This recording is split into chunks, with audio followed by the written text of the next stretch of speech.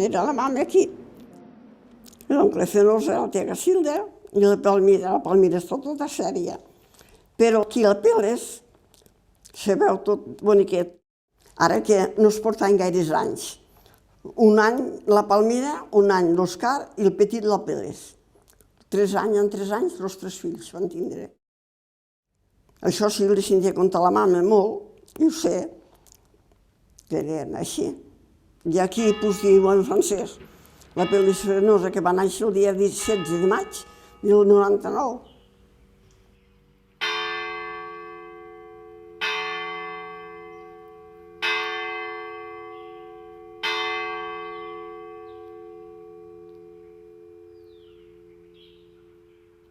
La Peles al Matret, la van criar.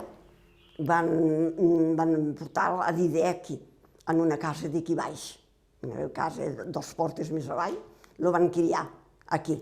I la meva mare, aquella que he vist el retrato, la meva mare era la petita dels germans, diríem, no? I la tenien l'àvia, encara vivia l'àvia, i el criaven aquí. I el vigilaven els de Florença. I va criar aquí, fins i va anar a l'escola i tot, grandet. Va estar molt temps aquí de petit. Això ho havia sentit contar, que es veu que en el fang, de la bassa de Beurà, que teníem unes basses grans, doncs estant allò es veu que havien fet, i havia fet ninots de fang.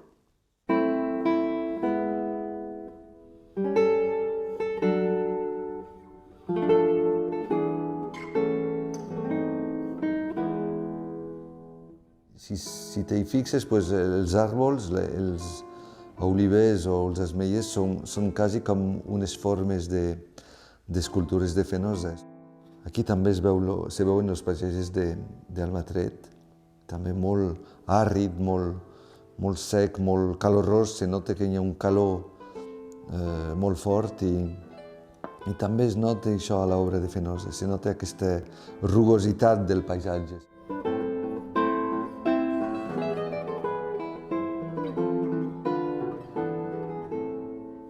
Fenosa, després d'una llarga estada al Matret, arran de la seva malaltia, va tornar a Barcelona quan tenia 10 anys. En aquell moment els seus pares vivien prop de la Sagrada Família, però es van traslladar aviat a prop de la Boqueria, on van posar un restaurant vegetarià.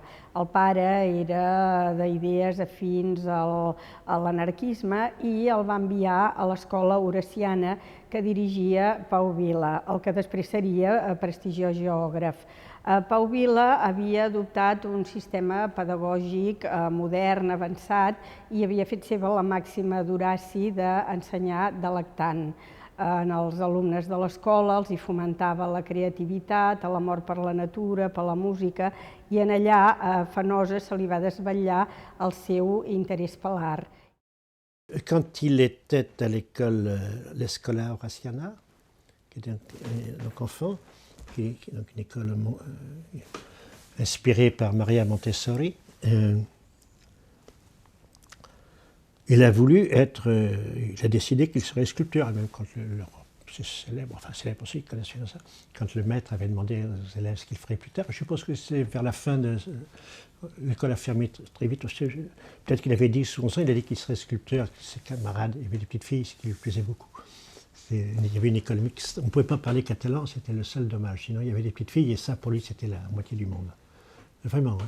Et il a dit qu'il serait sculpteur, les enfants avaient ri, parce qu'il était plutôt malingre et son bras gauche tremblait. Mais je crois qu'il disait que c'était à cause de petites tanagras qu'il y avait dans cette école. Je ne suis pas sûr qu'il y avait vraiment des tanagras. Mais enfin, il avait repéré, c'est comme ça que j'interprète, pour lui, il y avait des moulages de je ne sais quoi, enfin, qui pour lui avaient, comment dire, comme une statue dans une église, c'est Jésus-Christ, c'est la Vierge, c'est n'importe quoi.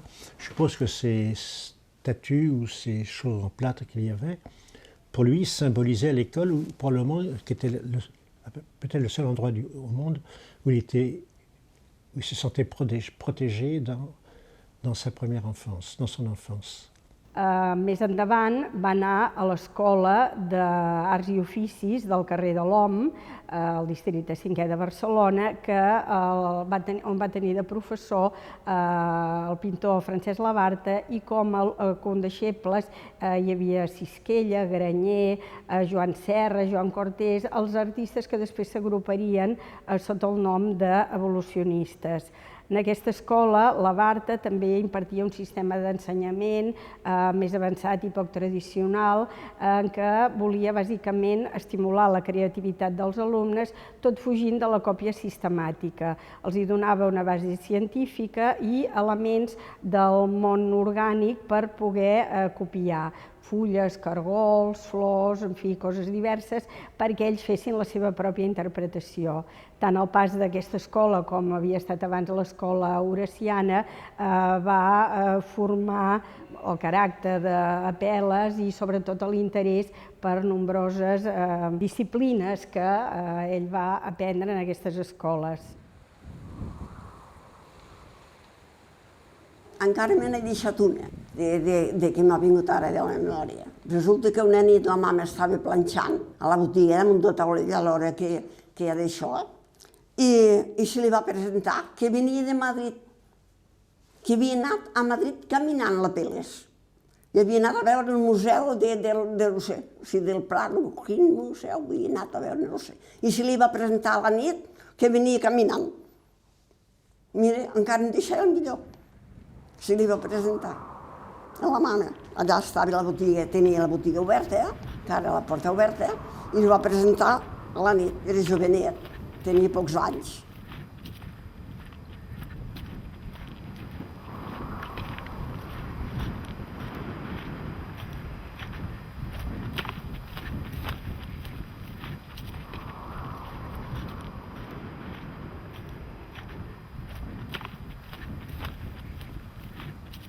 Fenosa est arrivé à Paris en 1921. Il a débarqué à Paris parce qu'il ne voulait pas faire le service militaire.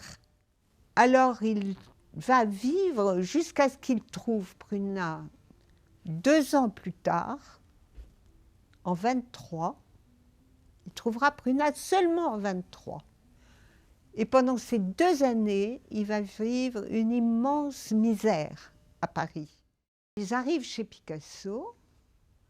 Prunat le présente à Picasso. Picasso les fait rentrer dans l'atelier et Applès racontait toujours une histoire que Picasso était en train de peindre 3 femmes blanches sur un grand fond noir et il leur montre à tous les deux, à Prunat et à Fenosa, il leur montre ça et en faisant une espèce de danse sur son talon, Picasso dit « Si ça ne leur plaît pas, alors je ne sais pas ce que je peux faire. » Tu vois, comme une blague.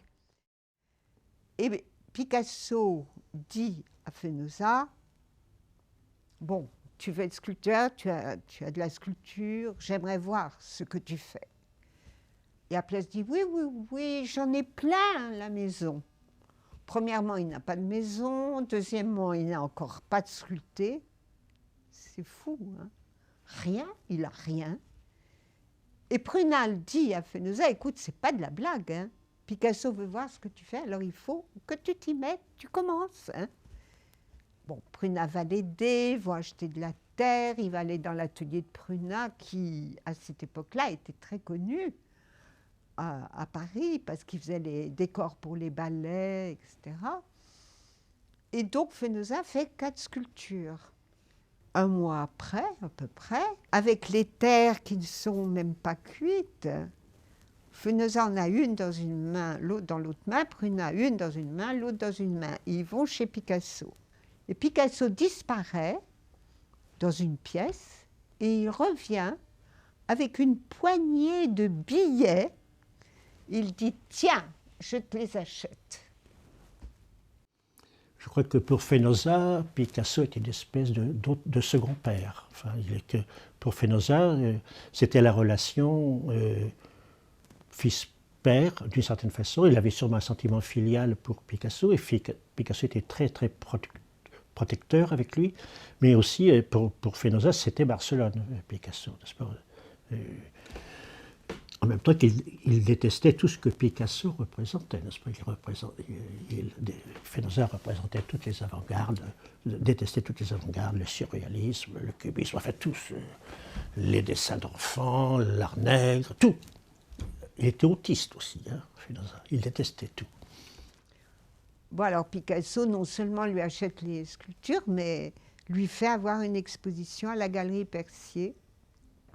Lui fait connaître, évidemment, Fenosa est beaucoup chez Picasso, et chez Picasso, il va rencontrer tout le monde, et Mac Jacob va s'enthousiasmer, évidemment, aussi avec les statuettes d'Aplès, et c'est comme ça que Mac Jacob écrira la préface pour le catalogue de la Galerie Percier, pour la première exposition de Fenosa. C'est la première fois qu'il exposera.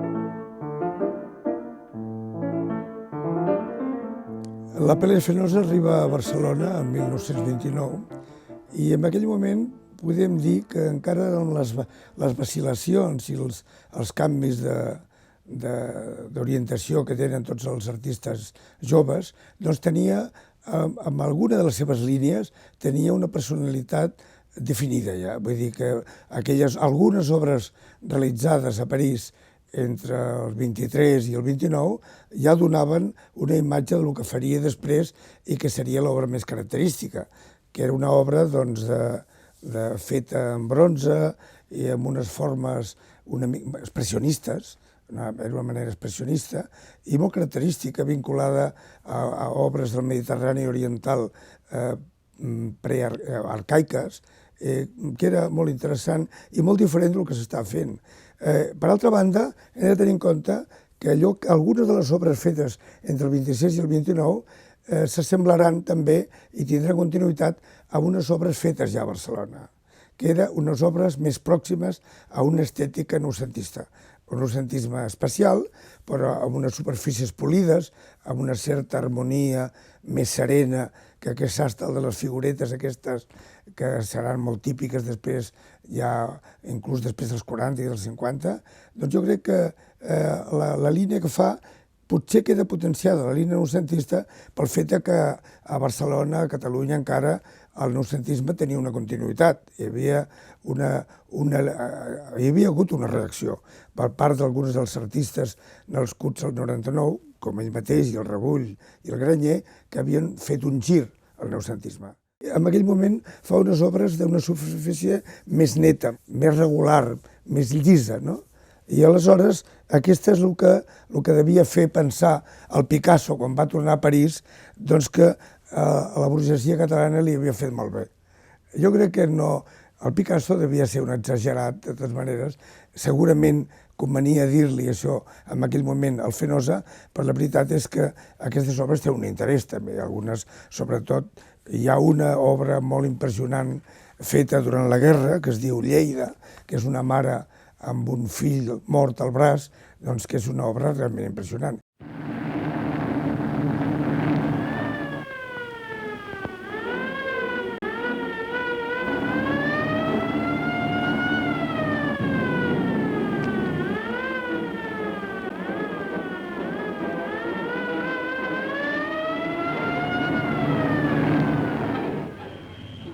pueblo, magnífico en su furor, hizo fracasar el cobarde propósito de unos militares sin honor, en sorda alianza con la alta burguesía y los negros cuervos de la Iglesia que inspira el Vaticano.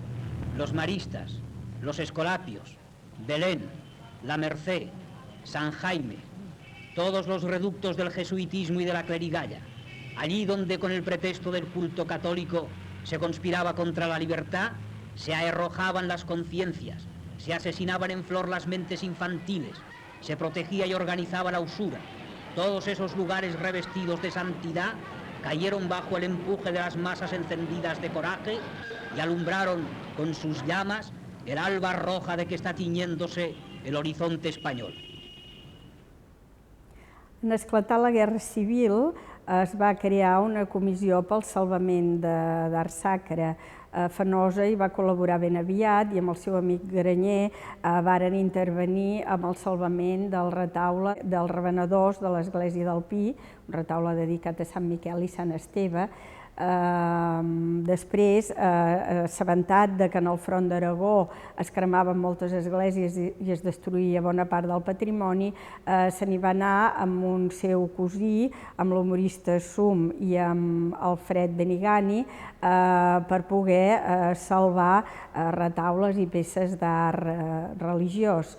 Es van trobar amb moltes dificultats, van estar a poblacions com ara Granyent, van estar Barbastro, Barbate, Monzón i Villanueva de Sigena, precisament en el monestir de Sigena. Nosaltres ara ens trobem a la sala capitular, les pintures murals de les quals estan ubicades actualment en el MNAC, i la dificultat que en aquell moment es van trobar per tot aquest salvament d'obres d'art l'explicava el mateix Apel·les Fenosa amb una anècdota que va passar al poble de Paracuello de Monegros. Fenosa va arribar en un moment en què plovia i que una sèrie d'homes havien tret un enorme retaule de l'església i evidentment s'estava deteriorant. Ell va intentar que el tornessin a entrar a l'església per protegir-lo, perquè no es malmetés, però el grup d'homes que cometien aquesta barbàrie contra el patrimoni li van dir que si el volia salvar que el pagués o bé amb diners o bé amb un camió, perquè ells no li donaven més valor que poder-ne fer llenya per a l'hivern escalfar-se.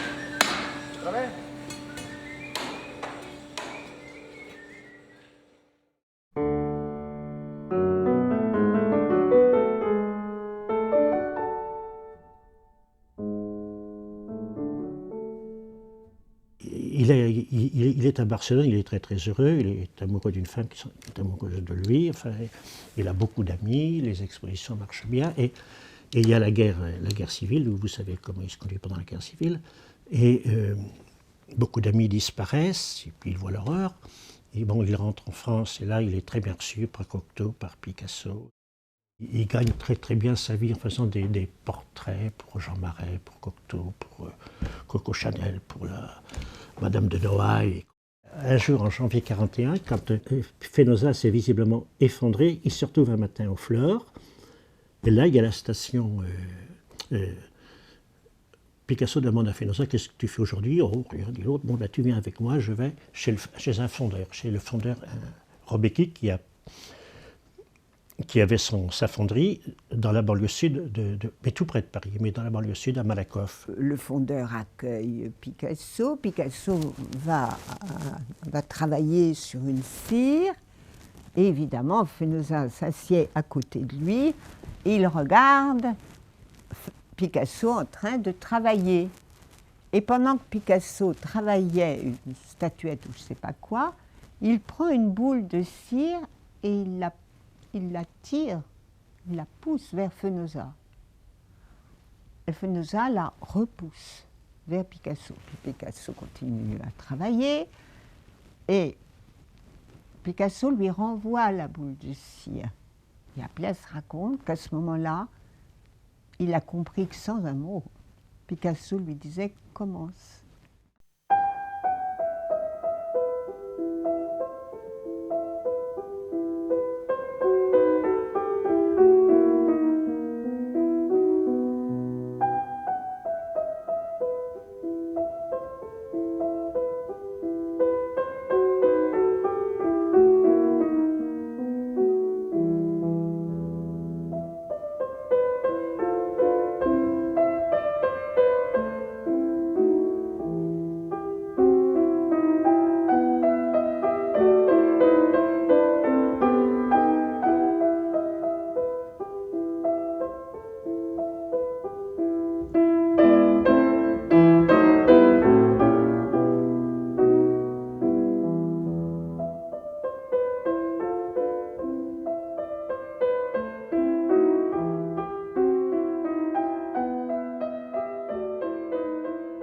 Vaig trobar a Nova York un catàleg de Picasso escultor, això es va fer l'any 47, on surten escultures de Picasso, que són del 40 i pico, si recordo bé, que són totalment Fenosa, totalment.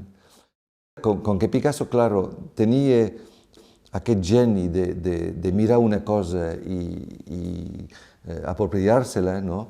Pues de seguida va tenir una època Fenosa, després va passar en un altre camp, però quan sabem l'interès que tenia Picasso i la consideració que tenia Picasso per a l'escultura, se considera molt com a escultor també Picasso, doncs Fenosa li va influir una època que se pot averiguar i se pot comparar d'una forma molt clara.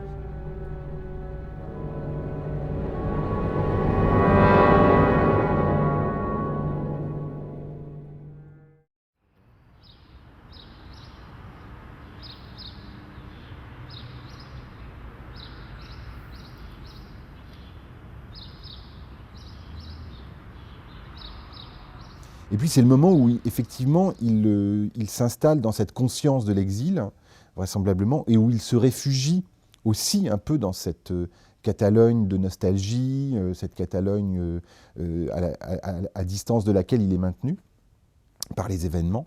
Et c'est précisément dans ces années-là qu'il s'intéresse, pour la première fois, à la figure d'Ulysse. Alors, il y a une culture générale, une culture mythologique générale de Fenosa, mais dans cette culture, Ulysse va occuper une place très singulière, parce qu'en fait, mon hypothèse, c'est que Fenosa s'est identifié en fait à Ulysse, et que la mythologie lui a été une sorte de réservoir de paraboles, de métaphores, à partir desquelles il a pu élaborer son œuvre. Aquestes armes de Fenosa, que era la pau, la mà oberta, l'intercanvi d'idees, era l'arma per a lluitar en contra de la bogeria. No? Ja sabem tots que Franco era un imbècil, i bueno, era més que un dictador, era un imbècil. Doncs la veritat és que la millor resposta que es podia fer eren els llibres i la cultura i el saber i la bellesa. No?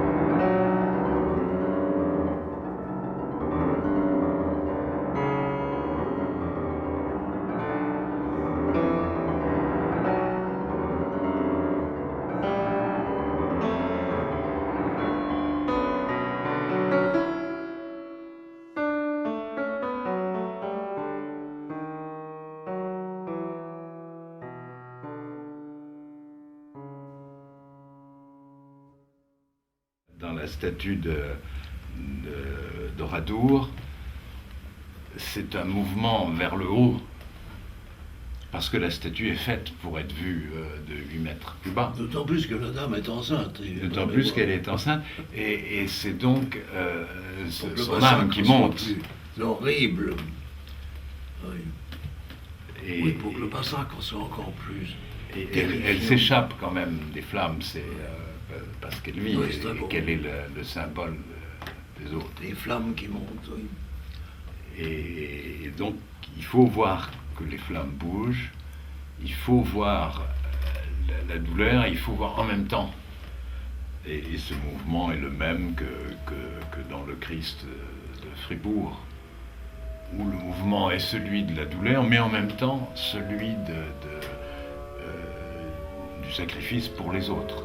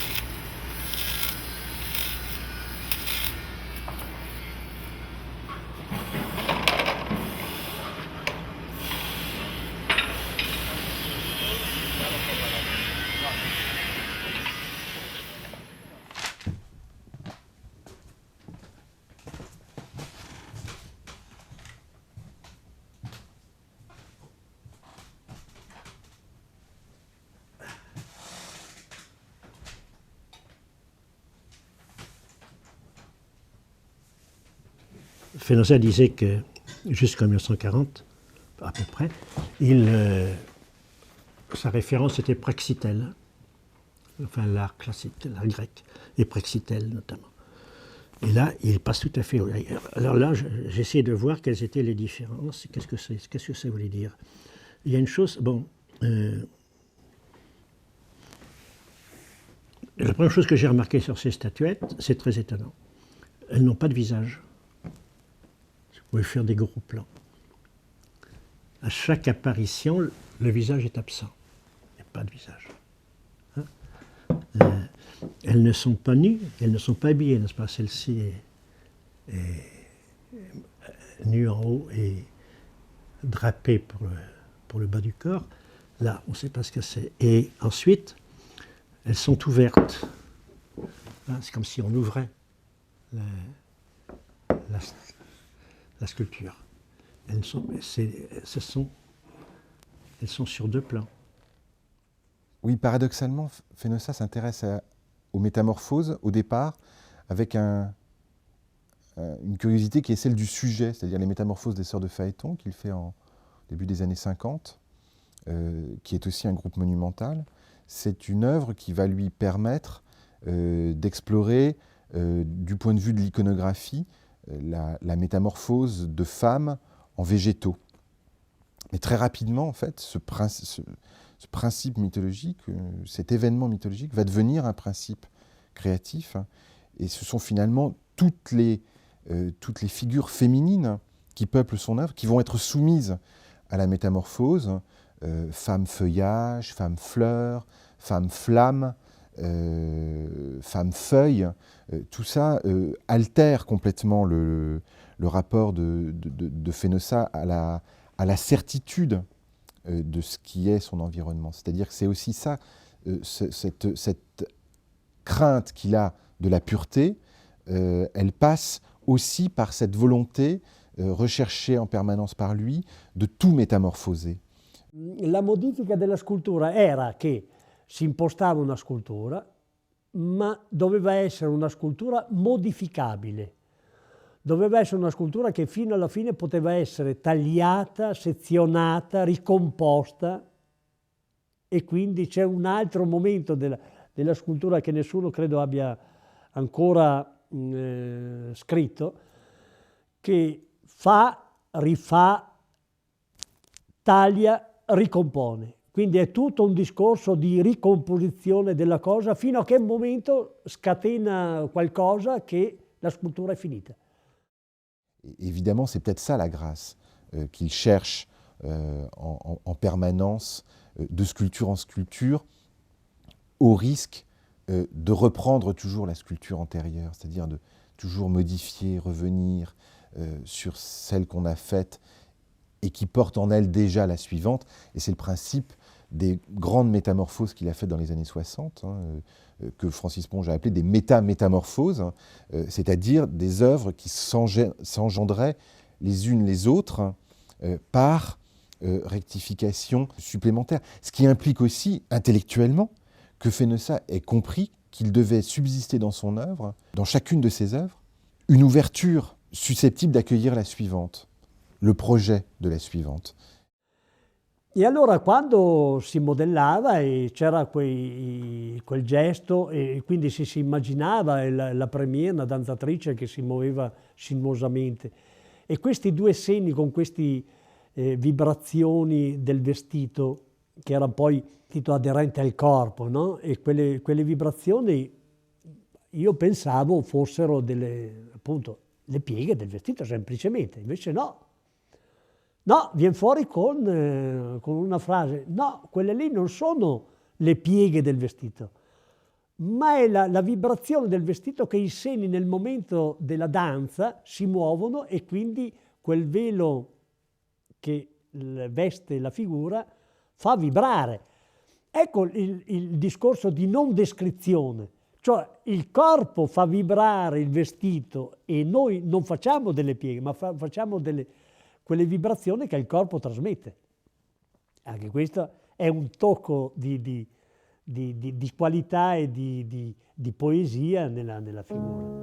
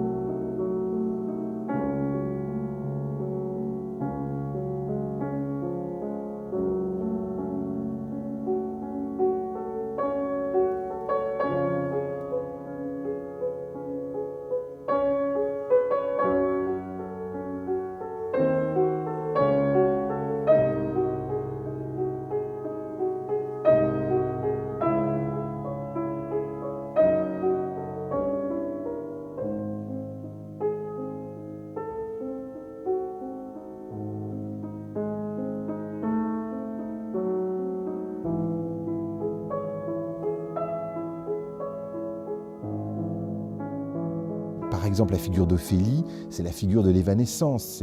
C'est cette idée d'une présence qui est là, qui est extrêmement fragile et qui risque de sombrer sous l'onde, hein, dans l'eau, et de s'évanouir. Et ce que fait Fenosa, c'est de chercher à retenir ça, mais pas de manière saillante, mais au contraire dans cette indécision, dans cette incertitude qui est celle de la figure qui flotte. Et toute son œuvre est finalement la déclinaison d'une figure qui flotte dans un entre-deux, dans une indécision qui est de l'ordre de l'apparition et dont on ne sait pas très bien quel est son statut. Et ça, c'est la force poétique de l'œuvre de Fenosa, c'est la force poétique qui a été reconnue par Michaud, qui a été reconnue par Ponge, qui a été reconnue par les plus grands écrivains, par Cirici Pellicer, par Salvador Espriu, dans un long poème qui est magnifique, hein, et qui est aussi un poème d'une incertitude totalement poétique.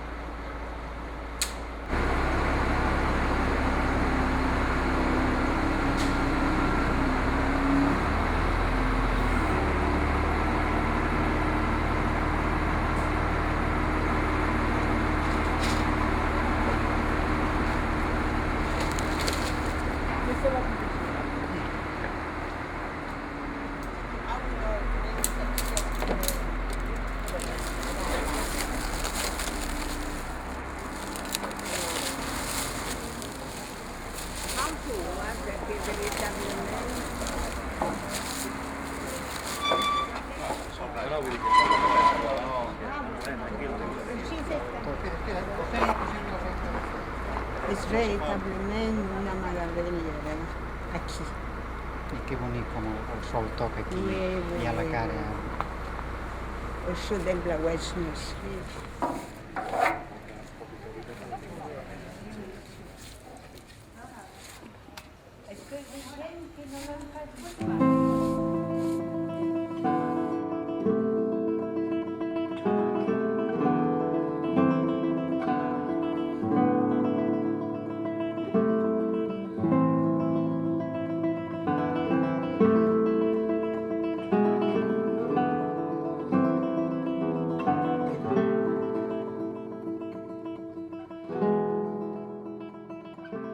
Ils sont venus à Paris pour demander à Fenosa d'exposer dans la galerie.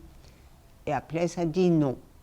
Non, moi je ne veux pas retourner là-bas. Tant qu'il y a Franco, je suis comme Picasso, je ne reviens pas en Espagne. Non, non, il n'y a rien à faire, je ne reviendrai pas. Non.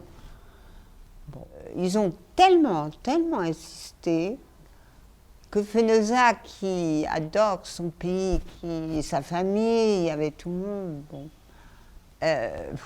il a dit, bon, il a cédé, il a dit oui, bon, ben, on fait l'exposition. Alors, Fenosa fait l'exposition a un grand succès, on vend beaucoup de sculptures, ce qui est très rare pour un sculpteur, parce que c'est très difficile de vendre une sculpture. Et Et après, elle se dit, quand même, rendre tout cet argent, ramener tout cet argent en France, alors que la Catalogne est si pauvre et si petite.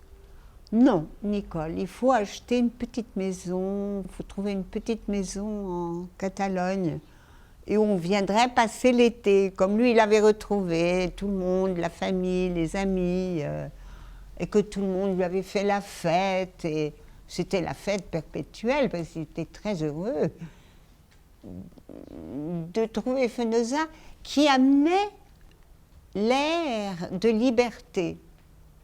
C'est ça qui était important pour eux, c'était la liberté. En France, c'était la liberté. També és molt important en la vida de Fenosa quan van adquirir la casa del Vendrell, perquè passar 6 mesos, a partir del 57 o 8, em sembla, 6 mesos a Catalunya era molt important dintre del món de Fenosa. I suposo que potser, si no hagués tingut aquesta oportunitat, potser la seva obra no hauria estat la mateixa. És possible. Si hagués quedat a París tot l'any, jo m'imagino que hauria estat distint. Qu'un jour, donc c'est à la fin de la vie de Fenosa, dans les années 80, il est à Vendrell, et il voit Fenosa partir pour faire une statuette, et avec beaucoup de timidité, Bernard Wargaftig ne veut pas rester, il a peur de gêner Fenosa. Donc il observe les choses à distance, mais il voit Fenosa partir et Fenosa lui dit « Ce matin, je vais faire l'odeur du jasmin ». Et alors, personne ne s'est jamais demandé, avant lui, comment matérialiser l'odeur du jasmin. Qu'est-ce que c'est que l'odeur du jasmin en sculpture? C'est passer d'un sens à un autre aussi, c'est traduire l'odorat en quelque chose de tactile.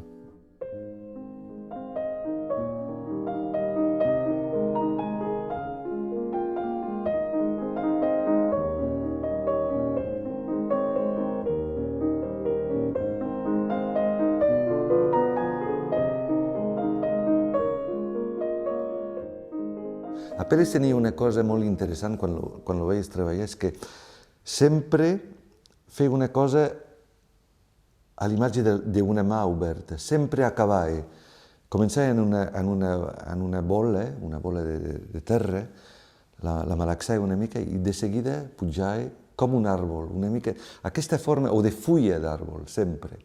Per exemple, jo recordo molt bé quan passejàvem amb Apel·les, quan s'aturava davant d'un àrbol, era increïble. Podia passar 10 minuts mirant una fulla, un tronc d'àrbol, i aquesta estètica em sembla que la tenia dintre d'una forma quasi... Quina paraula es podria dir? És difícil, però la portava dintre i sempre sortia amb aquesta forma molt vegetal, també sempre és un home que molts poetes l'han definit com un poeta també.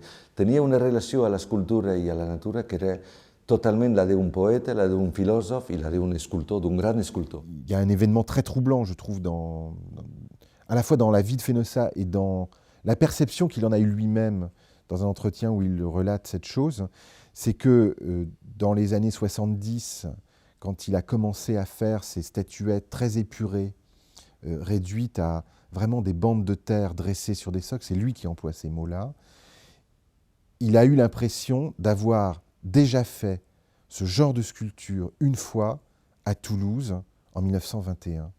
Ce qui veut dire qu'il lui a fallu plusieurs décennies pour que ce projet puisse émerger.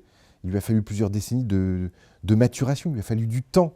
Et au fond, faire une œuvre, je pense que c'est ça, c'est du temps. C'est avoir du temps, c'est être inscrit dans le temps, mais c'est aussi avoir du temps qui permet de reformuler les choses, de les maturer, de les porter, et de permettre, de réunir les conditions pour que l'œuvre puisse se développer, pour qu'elle puisse exister.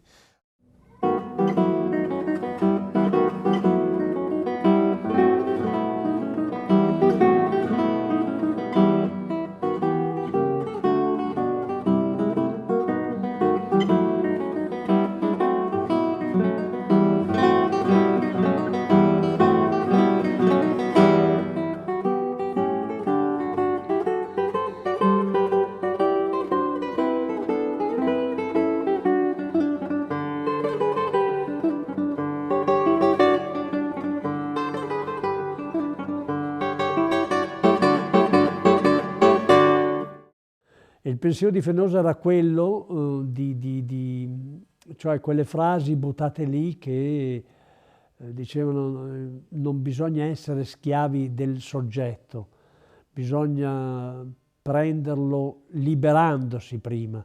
Allora non faccio quella cosa che devo fare, devo prendere fare una curva violenta da non prenderlo di petto. Prendendola a largo, io mi estraggo dal soggetto, però lo interpreto molto meglio. Non sono schiavo dell'idea. Poi l'idea, quando comincia a nascere, appunto lui ancora diceva, comincia a nascere, a prendere corpo, non imponiamo alla scultura delle cose che io voglio. Non sono io che voglio darle, è lei che me le suggerisce. Questi sono dei grandi suggerimenti. El Fenosa tenia una gran tendresa pel món, per les criatures del món. I això es veu a la seva obra. Una gran tendresa, i aleshores veiem el dolor que tenen, el sofriment, el patiment que té la gent, els seus personatges, i ens hi trobem representats, i al mateix temps l'alegria. O sigui que ell sap representar l'alegria. Sap representar el crit, com ho fa a Oradour, el monument a uns màrtirs de la guerra a França, i ho fa també en un moment d'alegria amb aquestes criaturetes petites que són delicioses i que expressen l'alegria que poden sentir la gent anònima.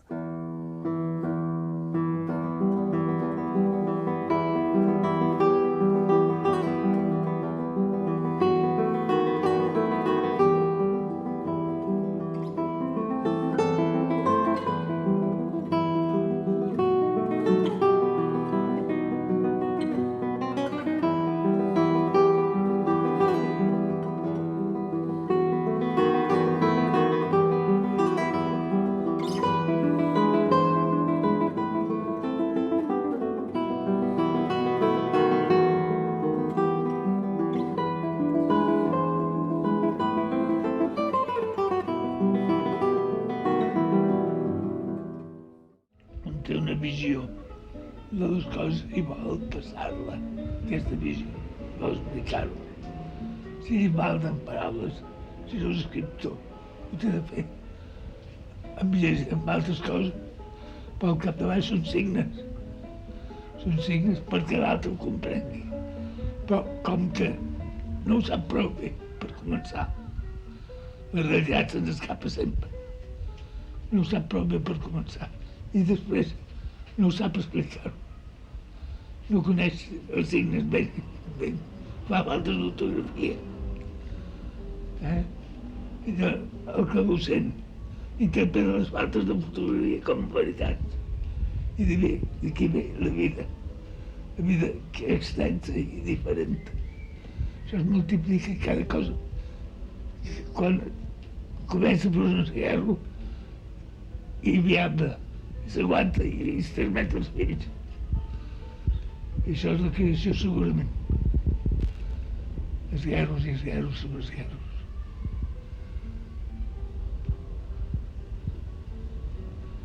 Per això, la humanitat és una cosa extraordinària.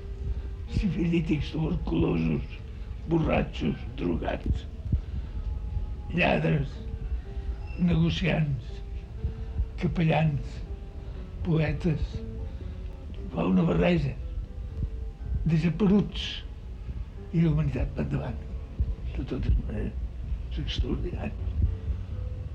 Una humanitat de malalts, és una humanitat ideal.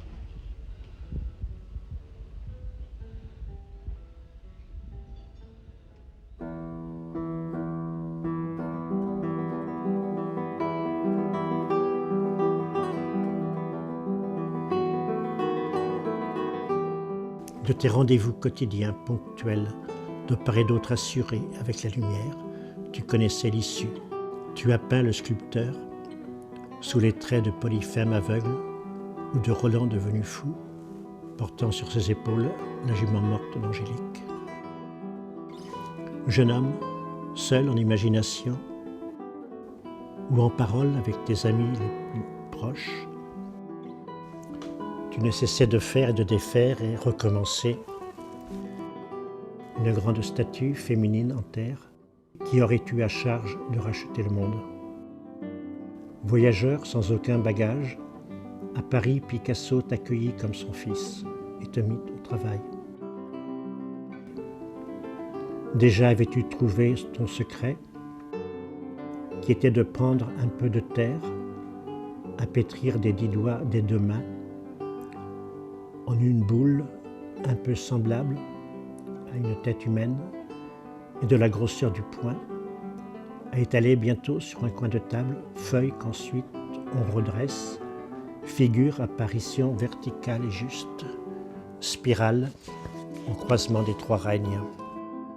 Cette vérité te reviendra plus tard d'elle-même, autour peut-être d'une femme se coiffant, ou peut-être au ras du plancher d'une crèche où il manque ton œuvre ensuite 1001 fois perdue et retrouvée, s'est multipliée, affirmée, merveilleusement diverse, obstinée dans ses métamorphoses, jusqu'à enfin habiter ce monument des anges musiciens, la gloire de Casals, qui est l'honneur de ta ville natale, Barcelone, et le bonheur de son ciel. Ainsi, dans notre XXe siècle, auras-tu, Fenosa, pour la grâce de petite Tanagra rencontrée quand tu avais 11 ans, relevé la sculpture de cette malédiction qui s'attache à elle depuis la nuit des temps et dressée entre la mort et toi, au déclin de ta vie, avant de partir, ces pages blanches, tes dessins, comme la flore de Pompéi à l'instant de traverser le mur, cueillent une dernière fleur.